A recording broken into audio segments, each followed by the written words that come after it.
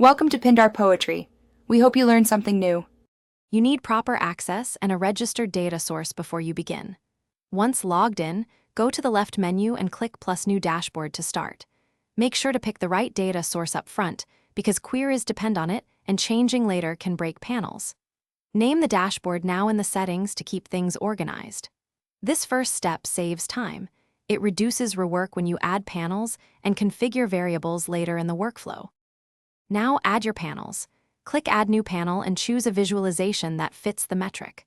Write the query or use the query builder. You want concise queries for performance and clear legends for readability. Once a panel looks right, set units, thresholds, and display options so users immediately understand values. Use template variables to let viewers change scope without editing queries. Then arrange panels visually. Finish by configuring dashboard settings. Set a sensible auto-refresh interval, default time range, and sharing permissions. Save with a clear message so you can track changes, export JSON, or create a snapshot for backups. If a panel shows no data, first change the time range and verify the data source is connected. Next, test the raw query and explore to check syntax and permissions. If problems persist, check logs and Grafana server status.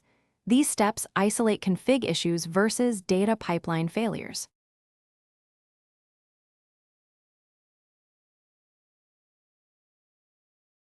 Thanks for watching. Consider subscribing if we helped you.